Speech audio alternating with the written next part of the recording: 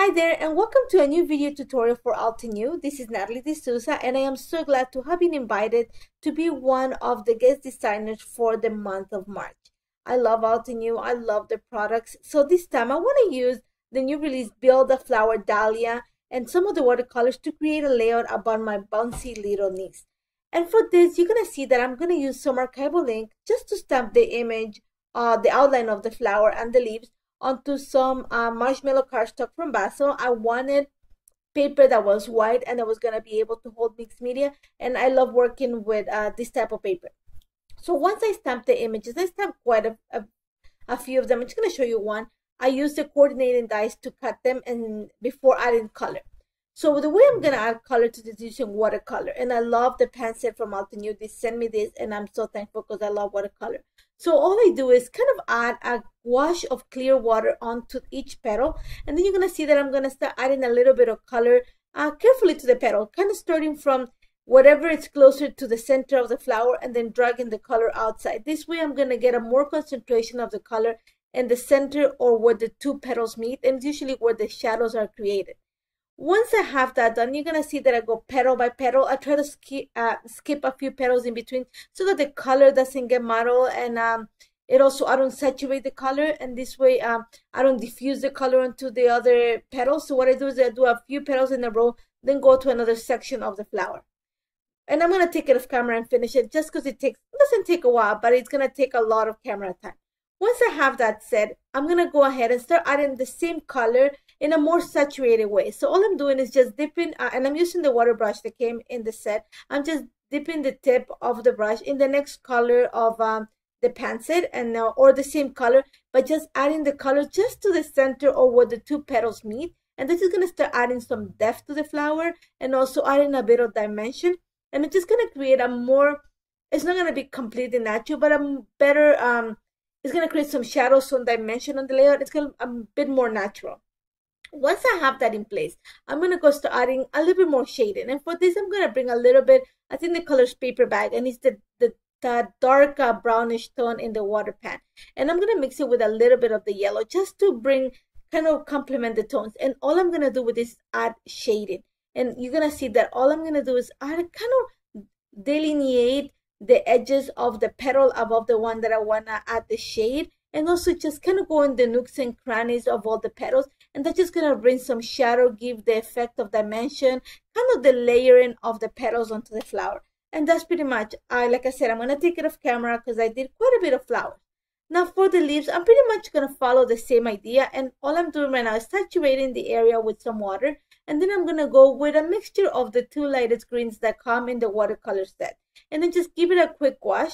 Once I have the wash set on the paper, I'm going to go ahead and start picking up a little bit of the darker shades of green and just add them to the corner of the flower. You're going to see that I add all the pigment to the corner of, or the tip of the leaf, and then kind of drag the paint towards the middle. This way I'm going to create the effect of light shining on the leaf, which like the center of the leaf is kind of lighter, and then just the tips are going to get the shade. And you're going to see that I'm also going to bring a little bit of that dark pigment to where the leaves kind of are on top of each other, just to create a shadow. And like I said, I'm going to take it off camera just because I created quite a bit of them. Now for this layout, I am using a cut file from Citrus Twist Kit, and it's called Diagonal Heart. And my idea was to have this as the background. So for this, I am using, actually the paper that I'm using for this is Vicky Beauty Design foundation paper, and it's a really thick mixed media paper. So once I have the heart in place, I'm going to kind of draw the perimeter with a pencil just so I know where I can add stuff.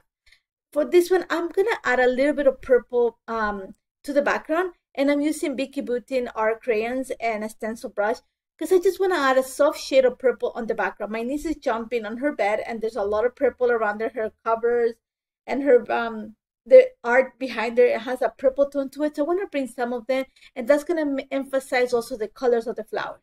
So you're going to see that all I'm doing is just picking a bit of the art crayon, in this case with the stencil brush, and just going on a circular motion around the area where I had marked with the pencil, where I'm going to place everything, and have an idea where the clusters are going to go around the heart.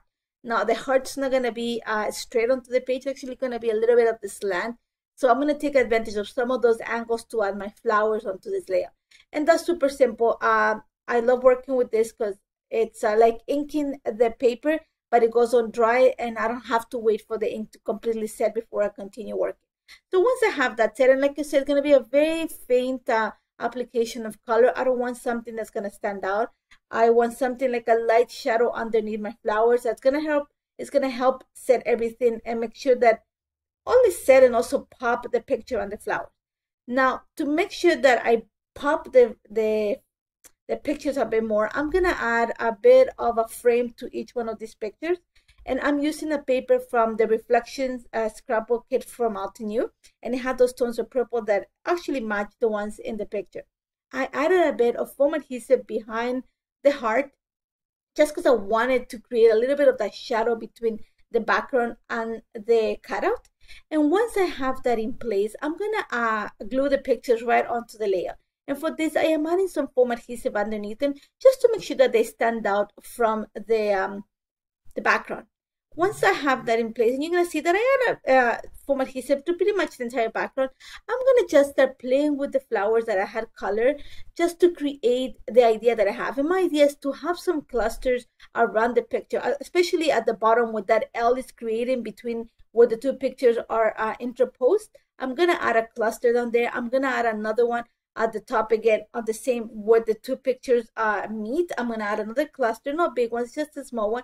And then another one's going to be at the top left corner of the two pictures, just because I think it's going to create my diagonal shape, and it's going to bring the attention to the pictures all together. I'm kind of forming a triangle around the pictures, and that just makes me, and also helps me with the movement of the layout, since my niece is, like I said, is a series where she's jumping on the bed. And then just to kind of create an entire triangle for the entire page, I am going to go ahead and add another cluster of flowers kind of on the left hand side of the heart. Like I said, I put this heart on the slant just to take advantage of all the angles. And I'm going to play with all the leaves and all the flowers that I've colored. And I'm going to take it off camera actually to add foam adhesive. I'm going to add a little bit of foam adhesive and some glue behind it just to keep it in place. Didn't take long, but I don't want to show you all the... It's not that it takes a long time. It's just it's going to be tedious me putting foam adhesive, and I don't think I want to bore you with that.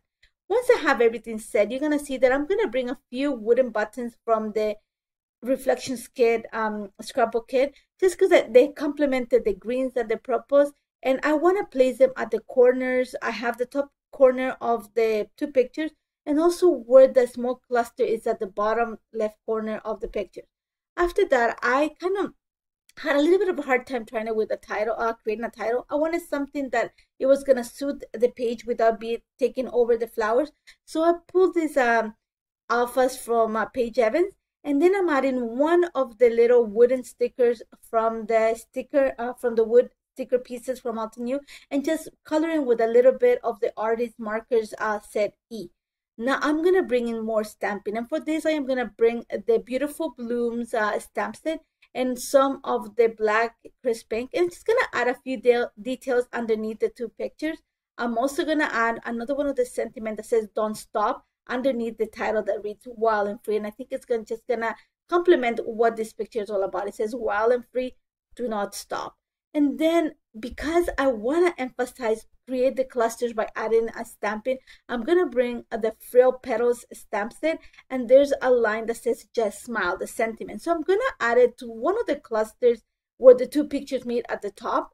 And I'm just moving some of the flowers so that I can stamp the image clearly. Once I have that in place, I'm going to bring the mini hello set, also from Altenew, to stamp the word hello right up in between the two clusters on the left hand side of the layout. So that's between the picture and the one that has holding the title. And once I have that in place, I'm gonna go ahead and add my lines of journal. And since I didn't want to take away from all the flowers, I'm just gonna go around the perimeter of the heart, just writing a little bit about what this picture is all about.